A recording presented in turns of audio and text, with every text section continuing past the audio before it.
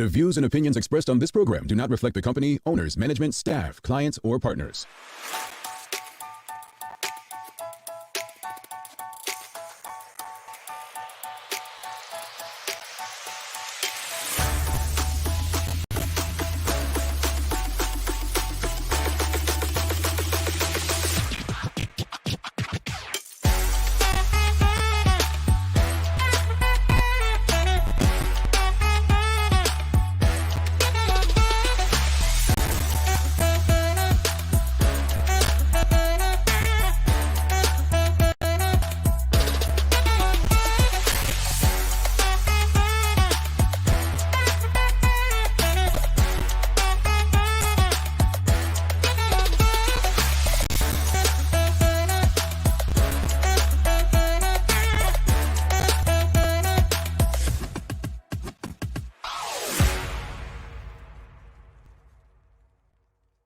It's Tuesday, the 4th day of June, 2024. Welcome to Bermuda's Daily Talk Show. It's the Daily Hour brought to you by the AC Group of Companies, Medicals, Lindos, and People's Pharmacy. I'm Jamel Hartman. He's Rajay Danbrook, and Maya Palacio will be with us in a bit to bring you the latest in her news break brought to you by People's Pharmacy. How are you today, Raj? I'm pretty good, Mr. Hartman. How are you? I am wonderful, Mr. Danbrook. Good. Yeah, school's coming to an end. How are the girls? You know what? My children are they're so wonderful and easy about everything. They love school. They love being out of school. They just roll with it. You know, the joys of being a child, the innocence where you can just, Little roommates, that's what I call them. Yeah. Enjoyable. Getting to summertime. I don't know why summertime was my favorite. I must not like school that much because I definitely didn't like the beach water or summer heat. It was just, I guess it was the lesser of two evils when it came to school and summer. Yeah. But we're getting toward that time where children will be going off to summer day camps, as they call them, and winding down the school year. So parents, children, be good, be safe, what's it called? We're sunblock. Yeah, we didn't get that kind of advice back then. And interestingly enough, we have someone on that can tell you how to get the safe one. So greetings, everyone. Thanks for making us part of your daily routine. A good one today as we welcome Mia Chambray from Cassine. We're going to be discussing how she's changing the game with beauty and fashion, like a business with a cause. Don't forget, well, the daily play today is a remember when. Raj, I don't have the question yet, but you're pretty good at history, I think. And I think people underestimate Rajay Danbrook. It's humbling, but I mean, they do. Oh, okay. You got this, Raj. Yeah, you got this. Yeah. Don't forget to subscribe on our website, thedailyhour.com. Follow us on all of our social media channels to stay updated with all that we have going on. Help us grow beyond the mic as we do our part to continue to improve our community. Let's just jump right into it. And Suzanne Ingham says, happy Tuesday, Jamel. And Rajay, good to see you again, Rajay. We've got to jump into it, Raj. I think that this conversation, we would not be doing our job on this show if we didn't have this conversation. So trending locally yesterday in Bermuda was the salaries of the executives for the Bermuda Gaming Commission. Unlike many folks, none of that surprised me. I think it's par. Like I think people are really shocked by it because they're not used to being in those positions. I think the greater concern is that people just don't know what they do. For instance, in that same article, and folks, if you don't know what we're talking about, the Royal Gazette had an article yesterday, Gaming Commission executive 6-figure sellers revealed. And basically, credit to Sam Strangeways, who continues to be a leading investigative journalist in the Royal Gazette. The Quango has released exact salary details for its chief executive, director of legal, and director of finance and human resources in response to a March 2023 public access to information request from the newspaper. The disclosure shows that the chief executive, Charmaine Smith, picks up $18,750 a month, or $225,000 a year. Dwight Furbett, the director of finance and human resources, is on $15,417 a month and $185,000 for, and then legal director Marvin Hanna is on $13,563 a month, or $162,756,000. The post of director of regulation no longer exists. Ms. Smith's salary places her among the highest paid public servants in the country, with the top grade of senior civil servants earning slightly more than $233,854,000. Her compensation compares with $203,897 a year for the Commissioner of Police, and packages of $300,000 plus for the CEO of the Bermuda Tourism Authority, and $500,000 plus for the CEO of the Bermuda Hospitals Board, according to the most recent figure available. Again, this is all according to the Royal Gazette. The Commissioner of Police is in charge of about 473 police officers, while the Gaming Commission was recently streamlined and has fewer than 10 employees. So that's a bit about what people were up in arms about with the Gaming Commission salaries. But question of the morning, what are your thoughts on the salaries of the Gaming Commission executives? What are your thoughts on the salaries of the Gaming Commission executives? But this is an interesting question. Do you know what the Gaming Commission does? Yes or no, audience, do you know what the Gaming Commission does? I think before we go any further, it's important to understand whether you even know what they do. I'm pretty sure many of you would know what the Bermuda Police Service does, right? I'm pretty sure you will know what the Bermuda Tourism Authority is supposed to be doing, right? Are you familiar with their game? That's what the young people say, Raj. You familiar with their game? You got no cool points. Okay.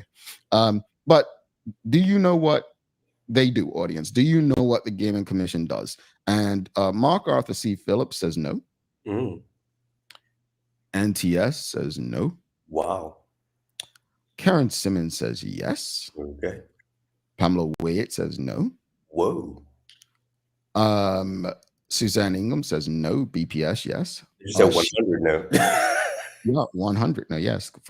Correct. Let me read exactly as I see. Chigarena says no. So, wow, only one yes. No one knows what the Gaming Commission does, huh? Renee Simmons says, can't be too much if not in operation. Getting to the heart of the matter.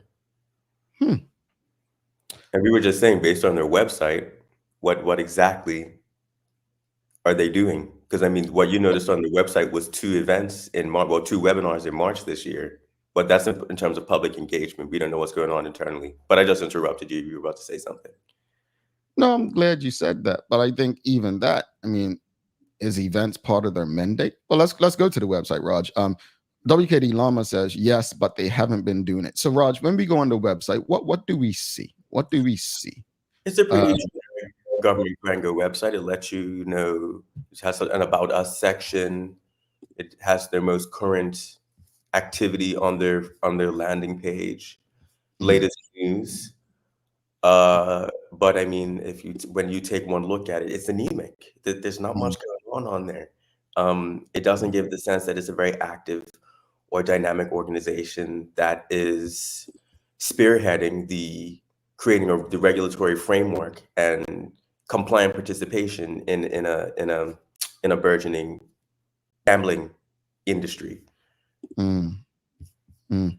And for those who are just tuning in, we're speaking about the Bermuda Gaming Commission. And basically, I'm just going to go to the About Us. So the About Us section says the Bermuda Gaming Commission was created in 2015 under the Casino Gaming Act 2014. The commission remit was expanded in August 2021 to include all forms of legal gambling on island, which now includes casino gaming, betting shops, lotteries, cruise ship casinos, Crown and Anchor. All right. Owners, vendors, managers, employees, and sources of finance should be free of any inappropriate past or present associations and behaviors and uphold high ethical standards. So that's where they, make sure that people are in good standing. So what are the functions and duties? Functions of the commission are to receive and consider applications for a license to operate a casino subject to Section 32A3, which I don't know what that is, and pursuant to consideration and determination of any application it receives for a casino license to decide whether to grant or refuse a provisional casino license, investigate the suitability of applicants for licenses and issue a license where appropriate, do all things it is authorized or required to do under this act. All right, and you can go further to their details. However, The regulated sectors for the Gaming Commission, casinos, betting shops, cruise ships, and lotteries and raffles. So I wonder if bingo falls under lotteries and raffles. So that's what the Gaming Commission does, audience. That's what they're responsible for doing. So the reason I think it's important to share that context is because I think people hear Gaming Commission and they automatically think, well, Bermuda has no casinos, right? I just want to put that out there that it's more than just casinos. It's more than just Crown and Anchor, which usually takes place just in the summertime, right? So again, let me be clear. I am not here to make excuses for the Gaming Commission or the salaries. I'm just trying to show that they do actually have some responsibilities or things that they're supposed to be doing. Now, that said, you heard the salaries, right? You heard the salaries. Let me just repeat for anyone just tuning in, right? So we have the chief executive of the Gaming Commission, Charmaine Smith, who makes $18,750 a month.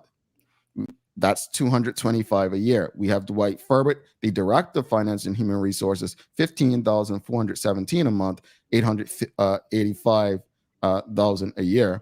And then we have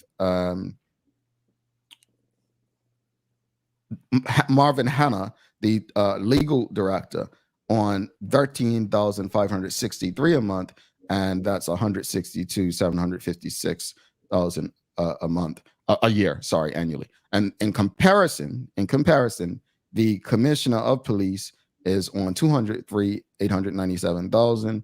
The CEO of the Bermuda Tourism Authority is $300,000 plus, and the CEO of the Bermuda Hospitals Board is at $500,000 plus, so $500,000. So, the Gaming Commission, Streamline, has fewer than 10 employees. The Bermuda Police have 473 officers. What are your thoughts on these salaries, audience? What are your thoughts, Rajman? What stands out to you? Like, what are your thoughts on these salaries of the Gaming Commission executives? I mean, we've been in spaces like this for a while, so we know what people earn, what top earners in government earn. And I think it might be just surprising to people to know that there are senior civil servants or government quangos who earn that amount of money. But the head of the civil service earns $209,000. The premier earns over $200,000. A full-time government minister earns $156,000. And that's out of public money. Mm-hmm. And I feel, and that's not, and a lot of people don't know that. So I think it might be very surprising for people. So, mm-hmm. But I think one of the main gripes people may have is, well, what is the investment paying off? Mm-hmm. You know, they're getting these incredibly comfortable salaries in a Bermuda where people are really struggling right now, where the average salary is about like $68,000. Mm-hmm. And these people who are earning these average salaries, they are expected to produce. They are expected to justify what they earn. So people are asking, well, they're earning, you know, these incredibly comfortable salaries, but what exactly is justifying this? And for people on the ground, I think that that's a very appropriate question. There may be all kinds of technical considerations that we're not privy to. I know that there's something going on with the banks where I think the Gaming Commission is supposed to be responsible for allowing the businesses that fall under their remit to have access to banking services and banking fees in order to make the industry viable or something along those lines. But at the same time, there are people who are struggling here. As we know, there's a housing crisis. Rents are ridiculous. It's making it very difficult for the average Bermudian to find somewhere to live. Mm-hmm. And so it might feel like rubbing salt in a wound for a lot of people. And I don't think that's unfair, especially considering when there are people who answered the question, do they know what the Gaming Commission does? And there are very educated, very informed people who just said no. Yeah. And that's unfortunate. And, you know, you started off by saying, Rajay, earlier in the show that they had some events. Well, how many of these, the public knew these events were taking place, right? And as you just stated, you know, people want to see a return on their investment. You know, that's a huge investment in what's being paid out. Charles H. Jeffs II, he says, I know what they're supposed to be doing, haven't seen the fruits of their labor. Well, what do you mean you haven't seen the fruits of the labor? I guess we also need to ask, what are people's expectations? Because as far as I remember, they did grant a license to St. Regis, but we don't see a casino yet, right? So what are our expectations? Because based on their website, it seems like they could be delivering their expectations. Lotteries, I mean, how many raffles are taking place? The cruise ship casinos, we're having more cruise ships this year than previous years, according to a story in the Gazette last year, right? Well, last year, based on previous years. That said, if there's all these cruise ships, then they are doing something. So I think maybe it's on us to manage our expectations, Raj. I'm not sure if that's entirely true. I mean, yes, I think always manage your expectations. I think that's something that we have to do as stakeholders. However, the Gaming Commission was established 2015, if I have that correct. 2021, their remit was expanded to cover not just casinos, but everything, betting shops, Crown and Anchor, etc. So we are almost 10 years in. And I would say that we don't have a very established gaming industry in this country in any sort of substantive fact. We had betting shops, those were here, but I'm pretty sure many of those have closed down. So we don't really see a very dynamic or very well-developed gaming industry in this country, or a viable gaming industry in this country that's contributing to our sort of economic security. So, but I think that, again, that's based on our expectations, right? That's based on we expected to see casinos and betting shops, right? But there's cruise ships. Cruise ships fall under the remit. These cruise ships are allowed to have their casinos open while in port. That wasn't the case previously, right? So then they've been given the lotteries and raffles, right? So that falls under the Gaming Commission. Those are things, I think, as of the 2021 amendment, that have been added to their remit. So I guess my point is they are doing stuff. They're just not doing what we thought that they were supposed to be doing, which is streamlining the process for casino gaming in Bermuda, and also when they took over the betting shops. Like, if I remember, most of the betting shops closed down, if not all. Right? So I get people's frustration based on the expectations, but now that we know this, we know, again, their website is, what's the website URL? bgc.bm, right? bgc.bm. You can find out everything you need to know about who they are and what they're supposed to be doing, right? I'm going to be honest with you. I do think that people have a right to be upset about the salaries that these folks are making. Yeah, it is the norm in senior servant positions, basically. But just because it's the norm doesn't make it right. And as Rajay said, when you have a people who are struggling, this is not a good look. It doesn't feel good. What are your thoughts, audience, on the salaries of the Gaming Commission executives? Again, props to Sam Strangeways at the Gazette for going deeper to get the information. Suzanne Ingham says, and they got all the money. So they're paid big bucks to do nothing. I'm electing Rajay for the director of the gaming things. Rajay, you don't want that job, do you, Raj? Oh, I don't. No, Raj don't want that one. You all don't want me to have it. Suzanne Ingham says, okay, I take that back. Dissolve the entire gaming thing. Forget that. WKD Lama says, I expected casinos. The other items like bingo and betting shops have existed for decades. I think that was really just to give them something to do, in my opinion. I mean, Jamel, you said something. I just remembered it. You said in the article said, because I missed this when I read it, they currently don't have a director of regulation. Yeah, that's what the article said, Raj. Right. Okay. The post of director of regulation no longer exists. Wait, what? That's what it says. Yeah. So it's not vacant. It no longer exists. That's what I'm just reading quote from the Royal Gazette. Okay, so maybe their head of legal is in charge of regulation now. Maybe that's how they've restructured it. Yeah, maybe. Like their primary function is to create and encourage compliance with a regulatory framework around gaming in this country. You can't not have a director of regulation, but you do have a head of legal. Yeah. But to expect your head of legal to also be the head of regulation, that seems like a lot. Okay, anyway, that's shocking. Maybe they can't afford, to pay the director of regulation post. I don't know, Raj. They ran out of money paying others. Renee Simmons says, I don't think there are any betting shops open now. I could be mistaken, but no seahorse. I don't know. I don't know, Renee, and I don't want to speak out of turn, but I feel like they're all closed. Teresa Marie says casinos must depend on banking facilities that haven't been established. Plans of Princess and St. Regis are said to have now been shelved, even abandoned. Well, yes, I remember that was being talked about, Teresa. Thank you for that. That the banks weren't willing to be down, and we were told banks would be coming along.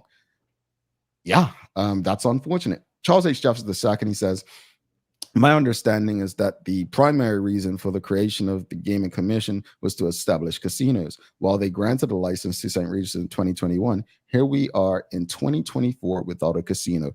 Kenton Trott says, good morning, TDH family. My question is always, what is the ROI? That's what Raj started with. What is the ROI? He goes on to say they currently regulate things such as Crown and Anchor and betting shops. The casinos are still dormant. Where's the progress? Well, Kenton, if you're just tuning in, we just went over a bunch of things that they're responsible for. It's more than just Crown and Anchor and betting shops. It's lotteries. It's the cruise ships. And again, I'm not making excuses for them. I think this was strategically done, in my opinion, to keep people in a job. I don't know any of these individuals, never met them, never even heard of them. But I feel like this was done to create something once they knew they were going to be up against getting the casino gaming thing done. Yeah. Traveling Trotty says, she asks, what ministry do they fall under? Well, I would think extra ministerial. What's that? They're Quango, so they're extra ministerial. They're like the hospital's board. Yeah, but wouldn't that still come on the health in some respect, the hospital? No. I think they're funded out of the health budget, but operationally, they're their own, Like the BTA is a Quango, the tourism ministry kind of. Well, so I would think it would be tied to finance in some respect, but that's a good point, Raj. All right, let's bring Maya in for the Daily Hour news break, folks. If you appreciated that discussion, we can't stop the discussion there. I think. Yesterday I said to you all, when your MPs come knocking on your door for that election, ask them about those guarantees for the airlines. You also need to ask them questions about this. Just ask. You're not being rude or disrespectful, but you have a right to know the answers. This is your money that's being used to pay a hell of a lot of money to people that you're not sure of what their goals, objectives are. None of that. So you need to ask these questions. Let's bring Maya Palacio in for the Daily Hour news break. And we've got Mia Chambray coming on after that. And we have a kind of an announcement today, folks. We've got an announcement today, so you don't want to miss this announcement. Stick with us to the end.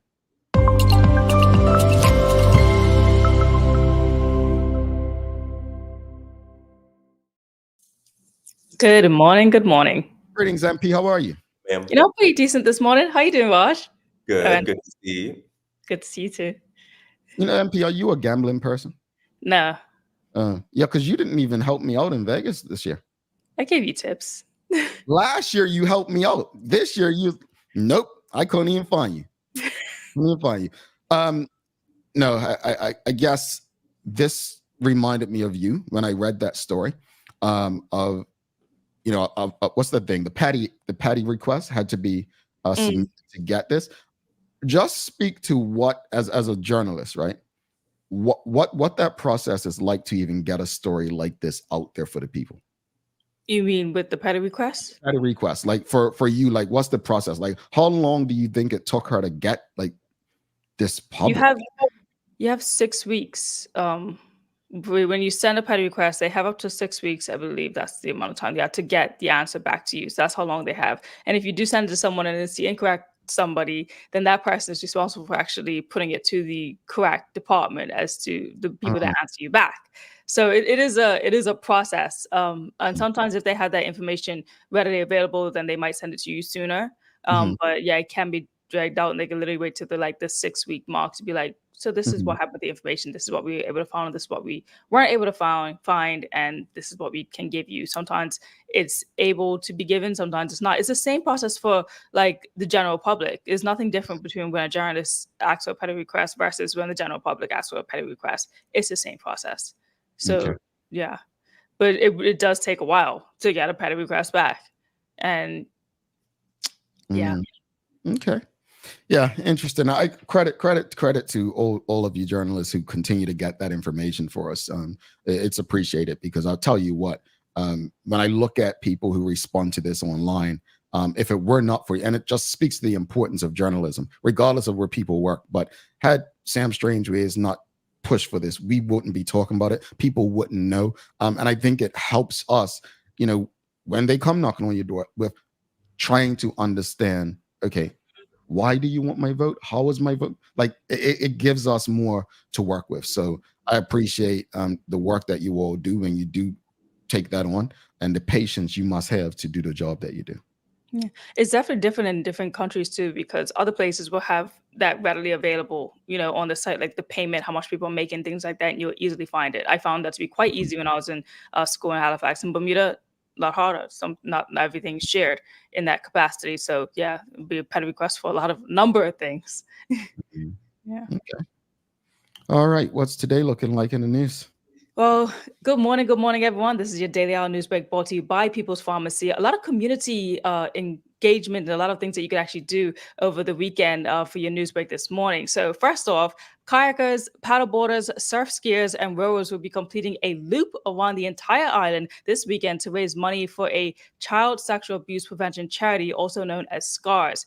So what you're going to see is this route here is what people are going to be taking. They start right at 8 a.m. at Somerset Long Bay on Saturday and finish at Clearwater Beach in St. David's, from where participants will begin on Sunday at 8 a.m. and return to Somerset Long Bay afterwards. So it's a 2-day whole race around the entire island to raise money for charity. What they racing on? Kayaks, paddleboarders, or even surf skiers, and rowers as well. So you're going to see a lot of that out on the water. The organizers are hoping for a lot of people to actually be out there on the water. So if you see it, definitely take a picture. It's going to be something serious. They're going to be wearing for some time. You said kayakers and paddleboarders along the South Shore? Oh, okay. More power to them. Yeah, yeah.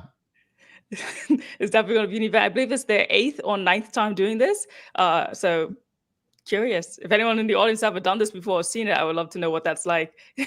So next up, coming in your news, Minister Tene Ferber, the Minister of Youth, Social Development and Seniors, proudly announces the upcoming 2024 Mary Prince Women's Entrepreneurial and Leadership Conference and a free public lecture as well. So these events are taking place on Monday and Tuesday, June 10th and 11th, and are set to empower and inspire Bermuda's small business women entrepreneurs and leaders. The speaker for the conference will be Mrs. Ibunkin Owasaka, the first female chairperson of Nigeria's Premier Bank, the first bank of Nigeria, who has had a remarkable journey from a small business owner to leader of one of Africa's largest financial institutions. Now, her insights into ethical leadership, strategic growth, and transformative decision-making will offer attendees invaluable knowledge, they say, to elevate their business and leadership capacities. And it actually be like a selective few women entrepreneurs who are actually taking the courses, but the free one, which is open to the public, is a lecture at the BUEI on June the 10th at 6:30. It looks pretty cool. Yeah. Interesting enough. And also, if anyone cares to be there for the free lecture, you could also register at bedc.bm. Okay.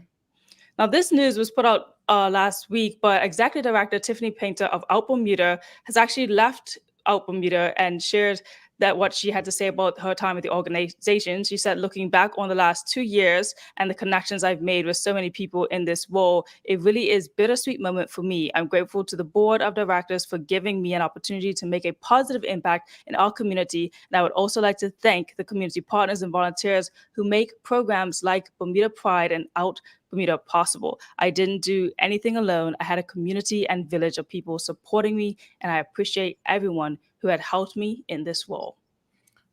Big up, Tiffany. I always appreciated Tiffany. I don't know who was taking that role, but hope that was cool as she was. They said that they're going to have like updates on that within like a week or so, but anyone with more information who wants to even learn about maybe they could be a part of that program can go to outbermuda.com. Yeah, Tiffany's good people, man. Mm-hmm. Indeed. Moving on to some of your education news. I don't know if anyone here has the newsletter that comes out from, I believe it's the learning program within the government, but they recently put out some videos of some students who actually were talking about their experience with the new, signature schools and what they're kind of going through and how they're developing through the program and what they like about it. Well, in recent news, the Minister of Education representatives from the Berkeley Institute and Cedar Bridge Academy and Sands Middle School signed a memorandum of understanding with a new signature learning partner. Among these partners is what you see right there, Paradise Mobile, Bermuda's first new mobile network since 2005, joined by Cambridge Beaches, Resorts and Spa, and BAC Group of companies. These partnerships support real-world learning within Bermuda public school system. That's coming from the ministry. And the Minister of Education, Diallo Bain, thanked Paradise Mobile and said, quote, "The partnership with Paradise Mobile directly aligns with the broader goal of education reform and will assist senior school students in achieving one of their graduation requirements to earn an internationally recognized digital competency certificate." I don't understand what any of this means, so I'll have to delve deeper sometime. Well, the memorandum of understandings with all these companies are coming on board to kind of be like an internship program for all the students for them to follow underneath. So they'll be the businesses kind of working within the students and helping them get jobs like after these programs are complete, but also to like kind of lead them through it, because now they're not just having the regular school system. As you know, they're trying to delve them into already kind of being within the working world without actually being there yet. Okay. Yeah. So the purpose of the signature learning programs require industry partnerships in order to deliver them. So I mean, I will say it's really encouraging. It's really inspiring to see all of these businesses getting involved. What I'm very looking forward to seeing these things formalized into a proper curricular experience, because it's all well and good to say, we have these learning partners, but we're like, where's the consistency? What are people actually learning? So that's very, very lovely language and very wonderful to see these partnerships. But in a technical sense, like, what are we actually getting? The language is always great. Indeed. Now, moving on to your sports-related news, the Bermuda Football Association announced the final team selected for the FIFA World Cup qualifying matches in June of 2024. Now, as mentioned yesterday in the news, in the second round of the CONCACAF qualifiers, Bermuda will face a tough challenge away in Antigua and Barbuda on Wednesday, June the 5th, which is tomorrow, and then they will return home for a thrilling match against Honduras on Sunday, June the 9th. Now, when asked about the thought process of the team, Coach Finley actually said that myself and the rest of the staff are very pleased about our progress and the key steps we have taken as we look to continue to evolve into the 12 ranked national teams within the CONCACAF region. And now just going on to who's going to actually be on that team. This is your list here. Some new faces actually in this realm. Some people that you obviously know of beforehand, like Dante Lavac, Harry Dwight would definitely be on there.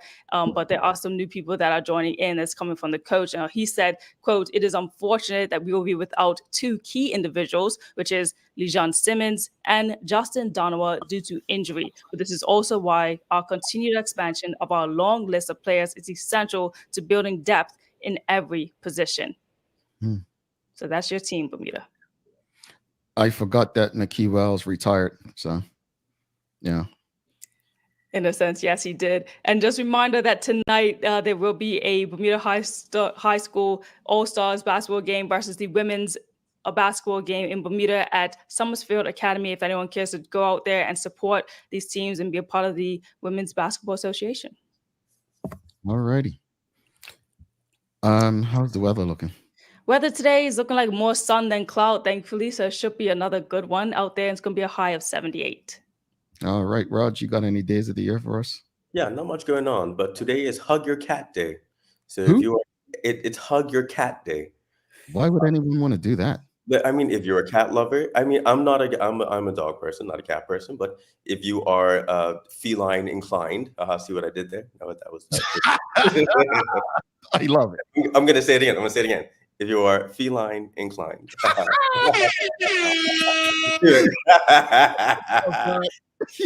jokes, pop, pop, pop. Yeah. Go give your cat a little squeeze today. Yeah. Keep your cats away from me. I will call the police.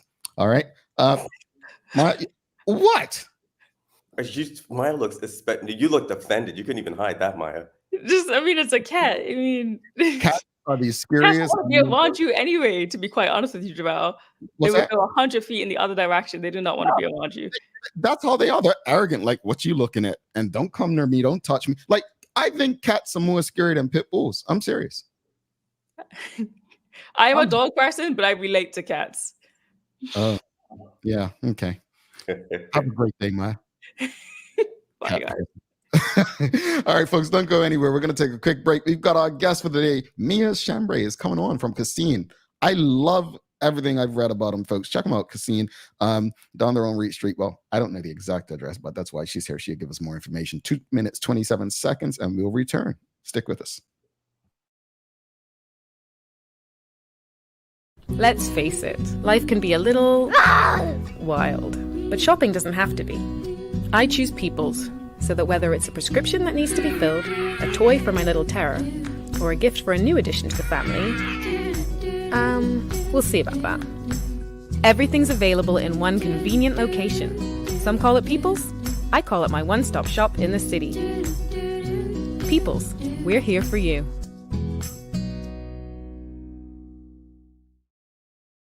Welcome to the new bulk store, Lindo's Next Level. Wake up in the morning with enough coffee to keep you running throughout the entire day. Your pet at home deserves the best. Stock up on dog food to keep your puppy happy. Need a quick tasty lunch at home? Your chicken nuggets will be jumping right out of the freezer. What's a movie night without popcorn? You can never have too much. Lindo's Next Level. Why go anyplace else? It took 14 days to build your business plan. 6 months to build the courage to leave your day job. 3 weeks to find the perfect location. It took 10 days to outfit your space just right. And 1 day before your first client walked in the door. All totaled, it took you a full year to get your business operational.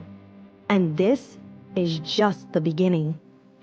To the entrepreneurs, the risk takers, the people that shape our economic community, we salute you and are here for you every step of the way. BEDC, providing knowledgeable, progressive, professional, and innovative support to Bermuda businesses. Summer is almost here. Dive into the season with dog floats and dog pools. Enjoy 20% off West Paul's dog floating toys and shop our life jackets for safety in the water this summer. Get all your summer needs before the holidays and events begin. Don't forget to stock up on poo bags and check out Dicky Bags, the poo bag holder that locks in the smell until you can dispose of it. Remember, even dogs need sunblock, so visit Noah's Ark today, Bermuda's most trusted animal supply store for all your summer essentials, and ask us about our rewards program. Righty, welcome back to the big show. It's the Daily Hour, brought to you by the BAC Group of Companies, Medical House, Lindo's, and People's Pharmacy. Hey, folks, don't forget to subscribe on our website, thedailyhour.com. Follow us on all of our social media channels to stay up to date with all that we have going on. Help us grow beyond the mic as we continue to improve our community. He's Roger Denbrook. I'm Jamal Hartman. Let's bring our guest for the day. Let's give a warm TDH welcome to our guest for the day. We've got Mia Chambray. Let's clap those hands and raise our air horns. Okay, stop clapping, Raj. Yeah, I can like the cup match. I mean, St. George is saying on the cup. Come on now. First of all, welcome, Mia. How are you? Hi, guys. Good morning. Great show this morning. Well, thank you. Well, I must ask. I don't want to offend anybody. I probably already did that, but are you a cat person? I love all animals, actually. Oh, so I don't. If I had to choose between a dog and a cat, I would choose a dog. But I grew up with a dog and a cat, so. All right, yeah, but we're going with that. I think I like them both. But what I love about cats is the history, like from like Egyptian times, and also how cats have inspired makeup. You know, like the cat eye. Throughout history. So I think from an iconic standpoint of view, that cats are definitely an icon, especially in the beauty industry.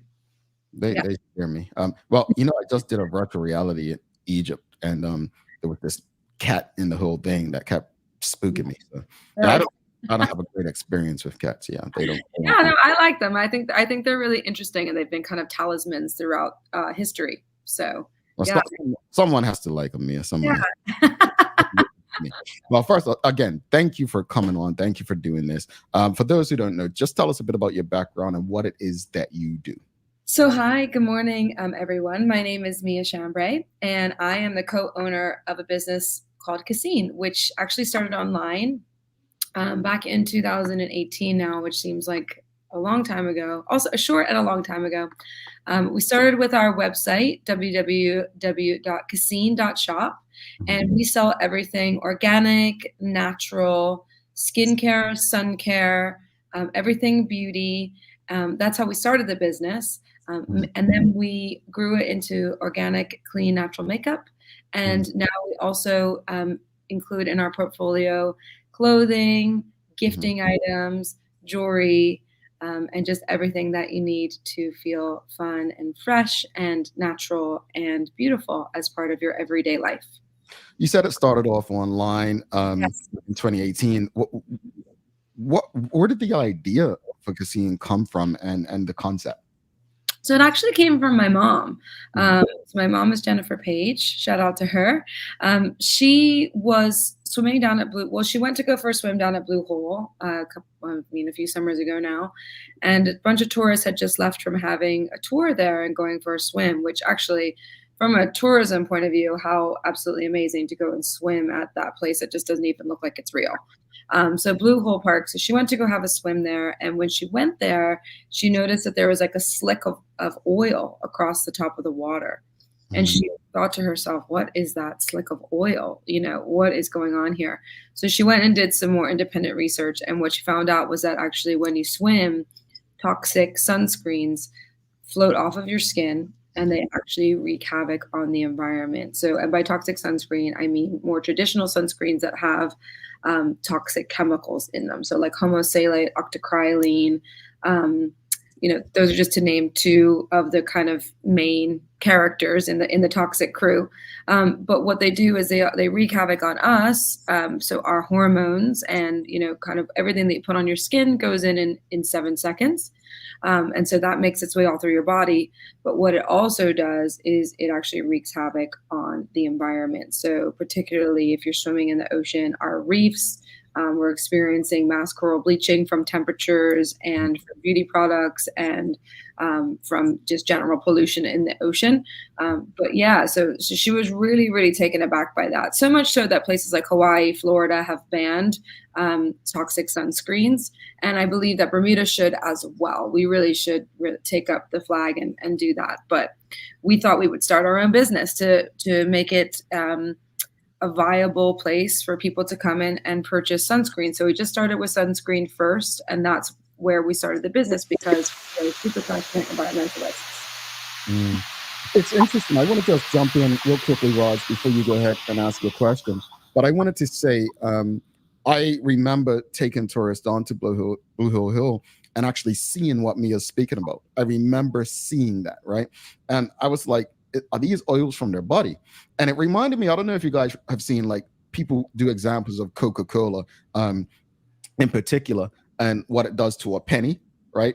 And then people saying like, if that does it to a penny, what does it do inside of? And I'm not knocking a product. I'm just simply saying, I was thinking of the oils off of people's body. What are they doing? Because Blue Hill is one of the most beautiful bodies of water down there in Bermuda. And you're like, what damage is this doing? And to know that a business came from this is pretty incredible because it was a concern of mine. Again, on the tourist side, it's great. You're showcasing one of the most beautiful parts of Bermuda. But exactly. In the process, are we ruining the good of that beautiful part of Bermuda? These are things to think about. Audience, if you have any questions or comments for Mia, send them through. Sorry, Raj, go ahead. No, that's okay. So with that in mind, what are some products that Cassine sells and what are they made of? So we started with sunscreen. That was, it's so funny. We started in 2018. I was pregnant and we launched with we did lots of research and we came to a product called Green People, which is actually created 25 years ago by a mom whose daughter suffered really badly from eczema and psoriasis. So she wanted to find a natural alternative for her daughter, just in skincare in general. So she started with Green People, and the main core components of these are titanium dioxide, which is natural, and then the rest is just all plant-based ingredients. So it's a great question. Now, the reason why we did tons of research was a myriad of things. Of course, the environmental damage. Secondly, what you put on your skin goes through your bloodstream, goes through your organs. You want to make sure that it's not doing any damage there. But then also, just from a vanity point of view, and also keeping in mind, Bermudians, we want to make sure that the sunscreen that you put on your skin doesn't give a white cast or a purple cast, because nobody got time for a white cast on the beach. Like, that is just not cute. And we have tried this now. I mean, the business has been going for 5, 6 years. We've actually tried this on every skin tone, every shade, every age, from newborn to 100-year-old, literally. So we've tried it on everybody, and everybody loves this brand. This is a really, really fabulous brand called Green People. So we have facial and body as well. All righty. Yeah. That's cool. That is really cool. Do you guys wear sunscreen? Not as much as I should. I've been told I'm supposed to, and my doctor gets on. Just because you've got dark skin doesn't mean that you shouldn't wear. I'm like, no, I'm gonna do it next summer, and that's been like since 2015. Yeah, everybody needs to wear sunscreen. And I'm not knocking vitamin D, because actually, we should get like some natural sun. It is good for us as humans. But yeah, everybody should be wearing sunscreen. Doesn't matter like your age, or the color of your skin, or if you've never worn it before, you're like, well, I'm not going to start now. I'm 40. I'm not going to start. But you should really, really, really start taking care of your skin, no matter what the age. Especially living in Bermuda or in Florida, or wherever you are, the sun, or even in England. Wherever you are in the world, you really should be wearing daily sunscreen. You actually natural sunscreen. Raj, before you go, I just want to ask the audience before you go. Audience, let us know by yes or no, do you wear sunscreen? Because she's right. Like, I mean, I remember being told, like, no, for ages, people with darker skin, especially Black people, weren't, it wasn't something we thought to wear, right? And doctors like, no, everyone should wear it. That's a myth. So let us know, do you wear sunscreen? Raj, go ahead. Sorry. No, it's fine. So, I mean, it's pretty fair to say that Cassine is a socially conscious and socially responsible business. So when people, I think, usually think of those being socially responsible business, they may think of like charitable giving. That's how businesses do their social responsibility. Yes. But for Cassine, it's built into your business model. So why has it been so important for Cassine to incorporate that into your business model? Well, for many reasons, really. But right from the beginning, when we had no money, when we just started our business in my mom's house, we started from the bottom. Now we're here, right? And it was really important to us from the very beginning to do a portion of the proceeds from every single purchase in the business we actually put money aside. And then at the end of the year, we support the Living Reef Foundation. That's a local charity. What they do is they actually grow baby corals. Then they take the teenage corals and they kind of grow them more. They put them on this frame, and then they grow them more, and they allow them to become like adolescents and kind of young, like 20-year-olds, so to speak. And then they grow these coral reefs, and then they take them and they repurpose them on maybe reefs that have been damaged by cruise ships, or reefs that have had, chemical damaging as well. And that was just really important to us, because I don't know if you guys know this or not, but, as Bermudians, the reefs are so integral to us. I mean, imagine a hurricane with no reefs, and we're just here on the island. Can you imagine? But also, every time you breathe, you have to thank a coral reef, because 70% of our oxygen globally is from the coral reefs.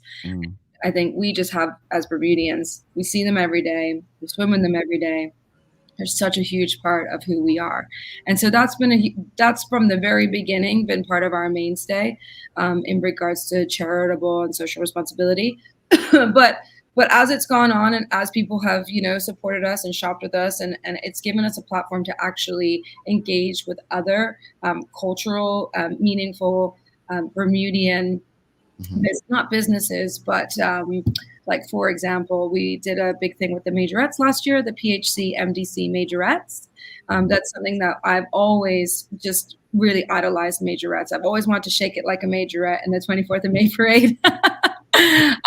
But it allowed us to do a whole campaign, and Tawana was absolutely phenomenal, and all the ladies there as part of the PHC MDC majorettes. So we did a huge campaign about them last year, and then this year in the 24th of May parade, it was a renaissance of the majorette groups. So many majorette groups came out of kind of being dormant, in so to speak, and it was just a traditional majorette. So being able to engage in really beautiful, meaningful, cultural groups and being Bermudian and really celebrating our culture is just really, really, really important to us as well. So it's allowed for us to do that from a social perspective as well. So that's a big overarching part of our business is we're proud to be Bermudian, and how can we showcase that and support that? I love the model. Love it. Mm-hmm. So how are you going about making people more aware and more conscious and responsible consumers? Okay, so I think, it was so interesting. The pandemic really highlighted wellness. It really skyrocketed beauty to like some stratosphere where it has never been before.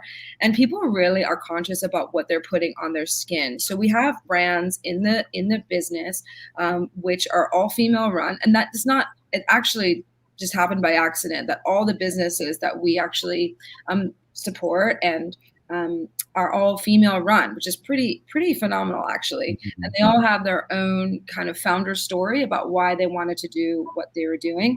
But skincare is a huge part of it. We do a big Instagram reach at Cassine.shop. For those of you who are just tuning in, hi, it's Mia Chambray from Cassine. I do a lot of Instagram. We do newsletters. I do a lot of terrestrial radio as well. So I'm on there once a month. And then also, if you just want to come and see us at the shop at 25 Reed Street. So that's right in between Gibbons Company and Argus Optical. That's where we are, the little boutique just there. But really, you can find out everything that you want to know about us and our brands on our website at Cassine.shop. I'm responsible for the website. So So if you have any questions, please reach out to me. But I also love to have people come in or DM me about, hey, I'm looking for a vitamin C, for example. What's one that you recommend? So that's like a big like must-have skincare. So sunscreen and like vitamin C are two things you should really have as part of your skincare arsenal every single day. So this is a brand called Organic Pharmacy. Does what it says on the tin. It's all organic, natural ingredients, but it's all been pharmaceutically tested, all made in London. So all of our products are made where they're from. So we have Province Apothecary. This is our like holistic brand. They have a great eczema balm as well. Eczema this time of year is starting to flare up. So you might want to come in and see us about that. But this is a brand that was found in Canada, made in Canada. All the ingredients are all locally sourced from the wilds of Canada as well. And then we have, so that's like another way of social responsibility, because you're like, we actually know the chain of where our goods are coming from and where they're sourcing their ingredients. So everybody's being fairly paid. They're also doing community outreach and donations and in their as part of their business model as well. And we're making sure that as much as we can, it's environmentally safe to ship, et cetera, as well. And they also have the exact same brand ethos as well. So that's a huge part of it. And you can trust that when you come and shop with Cassine, that we've done all our due diligence. We've checked the ingredients. We've made sure that, everybody who's creating these, so we love to just shop with just like artisans who are making things one of a kind. That's from like our jewelry side of things. And then the clothing side of things, these are like all organic cottons, all plant-based dyes. It's just things that you don't really think about. And we also try to make sure that the price point is not astronomical. I mean, some things are going to be like some skincare. It's just expensive, but it's amazing. So you get what you pay for. But then you can come in and buy like an artisanally made ring from Greece. It's like $100 or less. So, we do have a lot of really beautiful things, and we start at like gentle price points, and then it goes up, So I just wanted to put that out there, that you're buying great quality goods from a local business, and, it's not going to break the bank. Beauty for a cause, I tell you, beauty for a cause. Beauty in the reef, that's what we call it. We've got some folks in the audience. I did ask earlier, anyone in the audience wear it on screen. Suzanne Ingham said absolutely not. Charles H. Jeffs II, he says, I wear a face moisturizer with what's SPF. Is that the same? Yes, I mean, it is. I personally, my face cream is just an SPF, but there are face creams that do a dual purpose. So yes, it's the same thing. So good job, Charles. You're going to be looking young. Staying Stacey Ann Brown says the same, and Rachel Dill says yes, she does wear sunscreen every day. Helene Swan says nope, never. So we've got some work to do, Mia. We've got some work to do. Let's go to, we've got a long one. We've got Kia Renee BDA. She says, has Cassine looked into makeup or creating a line which not only looks good, but also at the same time improves the skin? For example, there are some eyeliners made of all herbs, etc., which not only makes the eye look good, but at the same time hydrates the under eyes. Yes. So actually, is that Kia? Yes. First of all, great question. We actually represent a brand called RMS Beauty. So this is one of the best sellers in our business, and actually globally. It stands for Rosemary Swift. And this is, oh my gosh, I'm going to show, this is my personal makeup. So sorry, it's a little bit like, it's being lovingly used. So this is all makeup that is doubles as skincare because it has, coconut oil is the base, but it's unfractionated coconut oil, so it never sees the light of day. It's never exposed to oxygen, so there's no time for it to ferment or have sugar. It's like the Bentley of coconut oil. So it's unfractionated, unheated coconut oil is the base. It also has all of the plant-based ingredients, and then all of the pigments, etc., are all plant-based as well. And then it has skin-loving ingredients. That's what they call it. So the makeup, for us, this is a huge seller, huge seller. And it makes your skin just look gorgeous, glowing, flawless. Rosemary herself actually had a health scare when she was a makeup artist from when she was 18. She's now almost 70. So she was a makeup artist. She's a famous makeup artist for many years. She worked at Victoria's Secret. That was her claim to fame. So the makeup, no makeup look. And she got really ill, and she went to go get all her blood work taken, and she had huge spikes of toxins in her blood work. And they were like, are you in the cosmetic industry? And she said, yes, I am. I'm a makeup artist. And they said, yeah, we can tell your toxic levels are off the Richter scale. So that was the catalyst for her to start her own makeup line. We have 16 different shades. So really you can pick, choose, and refuse in regards to shade finder from foundation. We've got SPF as well. She just released, this is a supernatural. This is mine here, but it comes in 3 different shades with the SPF 30. It also has niacinamide and skin loving ingredients. So it doubles as skincare.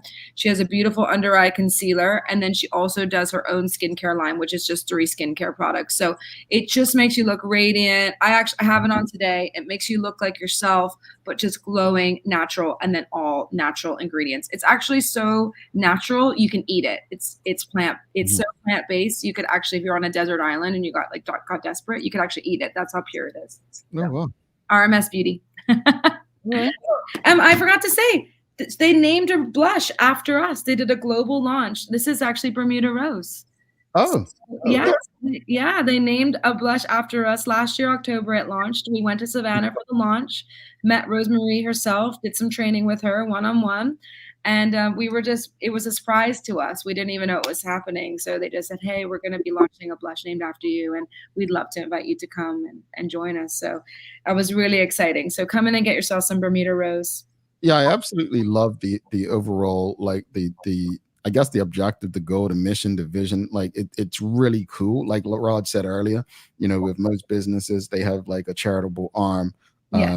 It's usually a donation or some sort of volunteerism, but the whole business model is for a cause. And I just love that about it. Now, Aisha Townsend says, no, Mia, don't be telling everyone about Province of Perfect.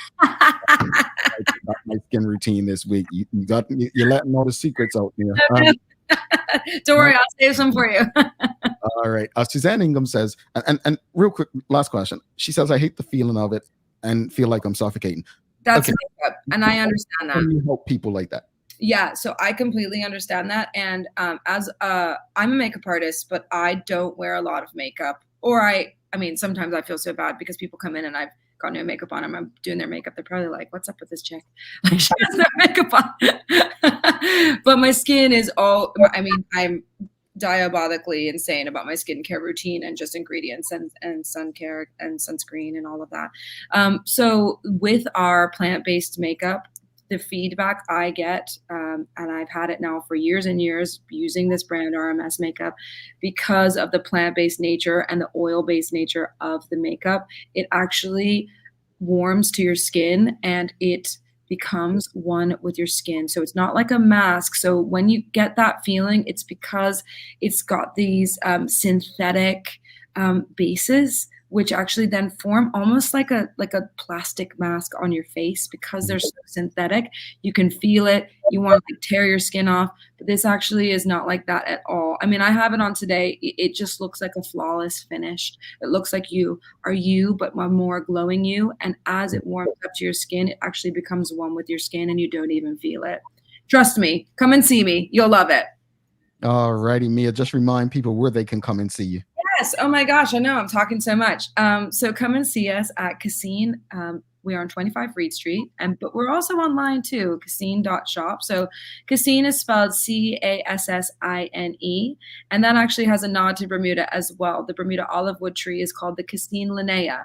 And so that is indigenous to Bermuda, and she stands up in the face of storms and hurricanes. We're a family business. We have roots in our community, been here for many generations.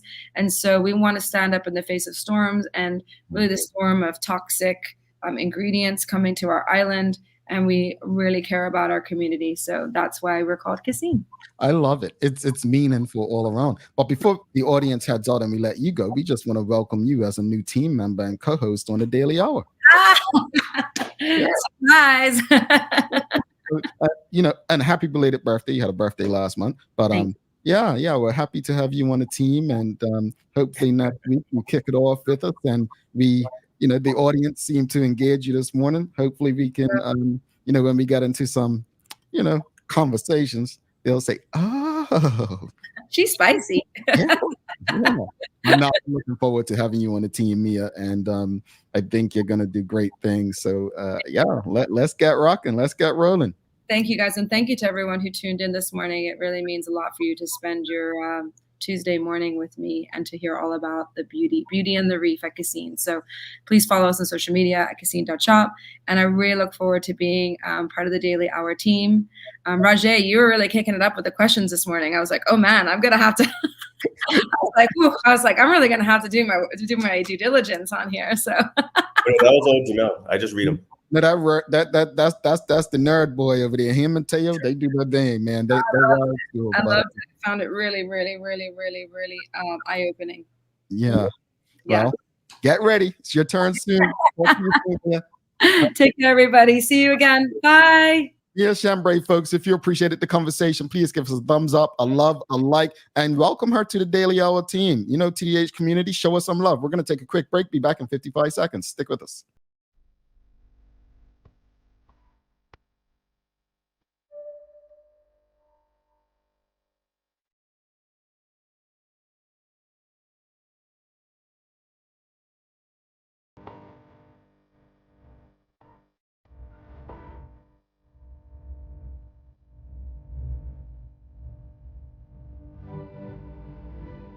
Take a look at our walkway for construction workers and tradesmen. Durable, stretchable in all the right places, and plenty of options for tools and accessories. Paired with our wide range of tough and comfortable footwear, you can't go wrong. As you can see, Medical House really is a one-stop shop for everybody. We can't wait to see you. See it all at our new expanded location on Bakery Lane. All righty. Thanks again to Mia from Cassine for stopping by this morning. Really appreciate the conversation, folks. Again, if you appreciated this morning's conversation with Mia, give us a thumbs up, a love, a like, wherever you're tuned in. Make sure you share it with your friends, your family, your colleagues. I absolutely love everything her business is about. Thanks again to the BAC group of companies, Mediquals, Lindos, and People's Pharmacy for ensuring that we can do this with you on a daily basis. It is time for the Daily Play, brought to you by Bermuda Trivia. Bermuda Trivia is now available at many stores throughout Bermuda. Follow Bermuda Trivia on Facebook, Instagram, X, and TikTok to find out why it's Bermuda's favorite trivia game. Raj, it's a remember win today. Are you ready? Let's give it a shot. All right, Raj. Okay. In this year, because I believe it's her birthday this week, the late Dame Lewis Brown Evans became the first woman and Black woman to be called to the bar in this year, Raj. Was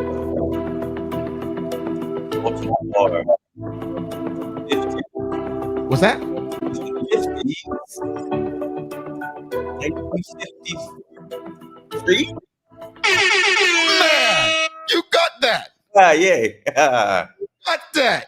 Go on, boy. Go, boy. Man. All right.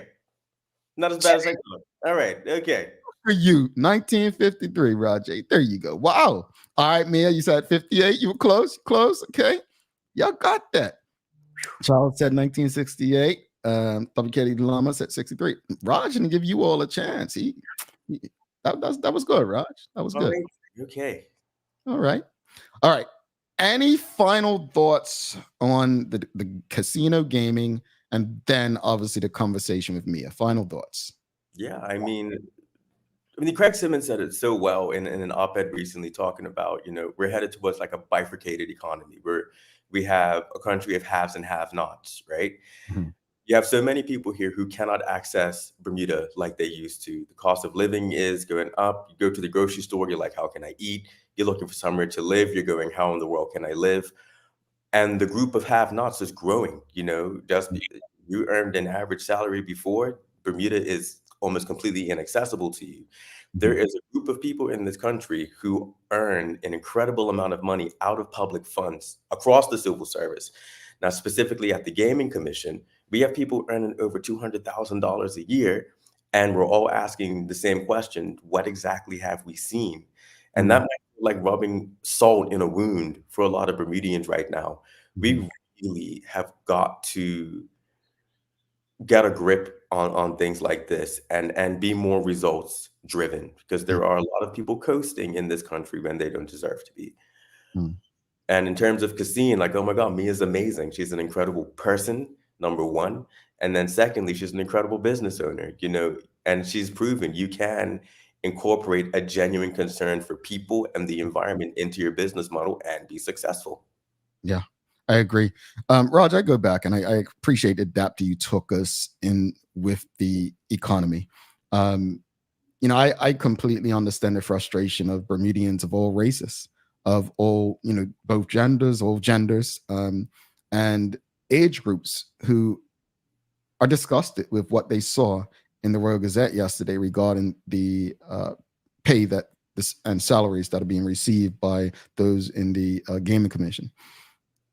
For me, it's not a matter of what people are being paid. It's about the production. It's about what's being done. And you can always justify pay, in my opinion, if you can prove that the results are there. And I don't think as a community we see results that we deem worthy of that kind of salary. This is why I tell people, and I will encourage us, election season is here. It's not coming, it's here. We need to ask these questions, and we don't need to wait until after an election to get the answers that are in our best interest. As far as Mia, I think you said it just now. I think it's a business model that is community first, right? And I always say to people, if you're going in business just to make money, probably ain't gonna work out too well. But if you're going into business to help people, and it doesn't have to be directly helping them, even though it is, but in a roundabout way, the environment and the overall well-being of the community, I think you'll have some longevity. You'll have a place in these people's lives forever and in their hearts. So I love, everything I've read about them. Their website is great, Cassine.shop. Go check them out. I've been in there. Fellas, trust me, you're looking for a nice gift for someone, go check them out. I appreciate Mia. I'm looking forward to working with her in this capacity. Raj, do you have some daily inspiration for us? Certainly do. Social entrepreneurs are nope, that is not correct. Sorry, there we go. A little bit of good can turn into a whole lot of good when fueled by the commitment of a social entrepreneur. From Jeff Skoll, founder of Skoll World Forum. That seems very appropriate for today. Thank you for that, Raj. Thank you for that. All right, folks, you know what time it is. Unfortunately, we gotta go. So don't forget to subscribe on our website, thedailyhour.com. Follow us on all of our social media channels to stay up to date with all that we have going on. Help us grow beyond the mic as we do our part to continue to improve our community. Thanks again to our partners, the BAC Group of Companies, Medical House Lindos, and People's Pharmacy for ensuring that we're able to do this with you on a daily basis. As always, we appreciate you, we love you, and we thank you for making us part of your daily routine. If all goes well, we'll be back to do this again with you tomorrow. He's Roger Denbrook. I'm Jamal Hartman. Please do make it a safe and a great day. We is out. Peace.